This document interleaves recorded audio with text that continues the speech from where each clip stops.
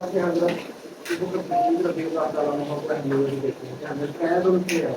ان کے سمجھنے میں فرق ہے بس وہ کیا کہتے ہیں کہ ساری بیت کے سلاسل حضرت علی کرم اللہ وجہ کریم سے ٹھیک ہے مگر حضرت علی کرم اللہ وجہ کریم نے کیونکہ حضرت ابو بکر کی بیت کر دی تھی ٹھیک ہے اسی لیے سارے سلاسل ڈائریکٹر کی طور پہ حضرت علی کرم اللہ وجہ کریم سے حضرت ابو بکر کی طرف کنورٹ ہو گئے یہ صرف سمجھنے کا فرق ہے اسی لیے علماء کرام نے آگے بڑی اس میں مدلل باتیں کی ہیں کہ جو بحث سے شریک ہے نا اس میں جو بیت کی بحث ہے اتنا وہ کہتے ہیں بیت ایک قسم کی نہیں ہوتی بیت 11 سے 12 قسم کی ہوتی ہے ہر بیت کے ایک اپنا مقصد ہوتا ہے میں نے ایک مثال دی ہے حضرت امام حسن نے امام حسین کو اپنا بیت کیا یہ طریقت کی بیت تھی ابھی امام حسین کو ضرورت تو نہیں تھی حضرت علی موجود تھے حضرت حضور نبی کریم صلی اللہ علیہ وسلم موجود تھے حضرت امام حسن نے حضور کا زمانہ پایا حضرت علی کرم اللہ وجہ کریم کا زمانہ پایا مگر بیت کدھر کی ہے امام حسن کی بیت کی ہے اور یہی طریقت کی بیت ہے جب طریقت کی بیت کی ہے تو حضرت علی دنیا میں موجود نہیں تھے نبی کریم صلی اللہ علیہ وسلم دنیا میں موجود نہیں تھے ظاہری طور پہ باطنی طور پہ تو اللہ تعالیٰ نے قوت ہی بڑی عطا کی اس سے ایک سبق ہمیں اور ملتا ہے اگر اللہ تعالیٰ ہمیں کوئی مقام دے دیتا ہے نا ہمارے اس سلسلہ طریقت سے پہلے ہمیں کوئی مقام دے دیتا ہے اس کا مطلب یہ نہیں ہے کہ ہم غیب میں جا کے کسی بڑے بزرگ کی بیعت کر لیں جو ساری ہاتھ موجود ہے ہاتھ وہ پکڑنا پڑتا ہے جیسے اب ہم کہتے ہیں کہ اللہ تعالیٰ نے ہمیں کشف القبول کا مقام عطا کر دیا ہے ابھی ہم نے تیر نہیں کا پکڑا اگر اللہ تعالیٰ نے ہمیں ایک موسیقی بجانی ایک چیز بجانی ایک چیز طریقے سے کرنی سکھا دی ہے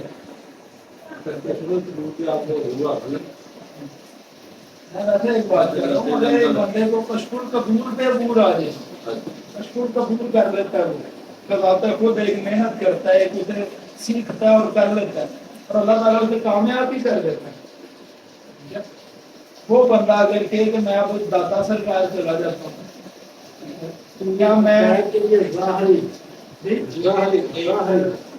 نبی پاک صلی اللہ علیہ وسلم کی بات ہے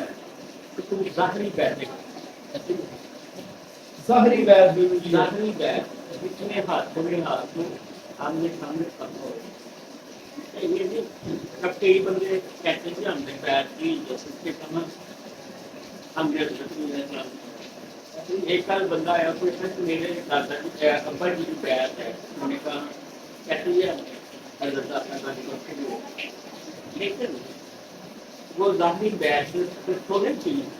جو آپ صلی اللہ علیہ وسلم نے فرمایا ہم نے تو اس بات کے عمل کرنا ہے نا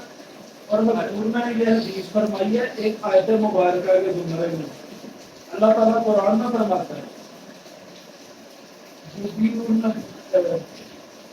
اللہ تعالیٰ نے قرآن میں ایک جگہ فرمایا ترجمہ میرے ذہن میں اس کا اللہ تعالیٰ نے ادھر بیت رضوان کا ذکر کیا ہے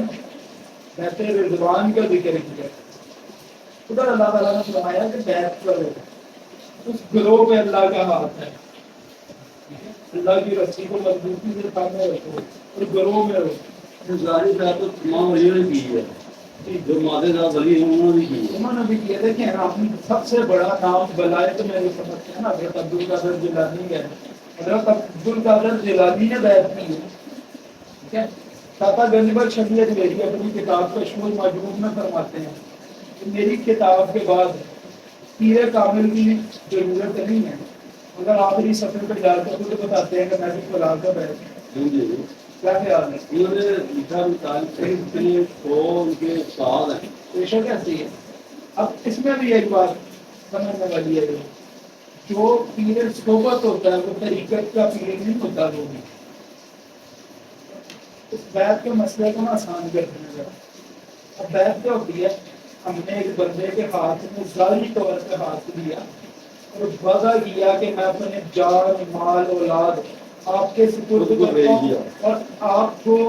اللہ تعالیٰ کی حکمت عملی سے اپنے اوپر امیر مقرر کرتا ہوں، میرے نفس کو جدھر بھی ضرورت پڑے گی، جدھر بھی مسئلہ خراب ہوگا، جدھر بھی مجھے روحانی تربیت کی ضرورت ہوگی، آپ میری مدد کریں۔ کیونکہ ظاہری طور پر دیکھیں ہم نے حضور کا زمانہ نہیں دیکھا، ہم نے صحابہ کرام کا زمانہ نہیں دیکھا، تابعین اولیاء کرام کا زمانہ نہیں دیکھا، تو ہم جس کے ہاتھ میں ہاتھ دے رہے ہیں، جب بھی ہمیں روحانی تربیت کی ضرورت ہوگی، انسان ہے۔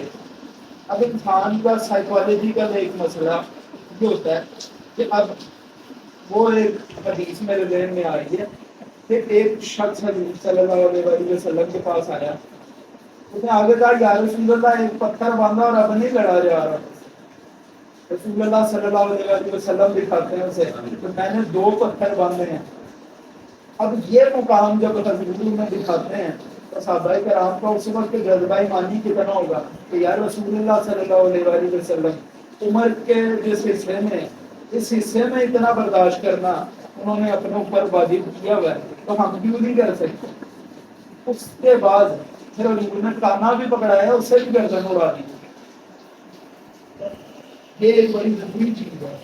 اسی طرح ہمیں ایک بندہ چاہیے ہوتا ہے کہ جو ہماری روحانی تربیت کر سکے جب ہمیں ضرورت پڑے۔ ہم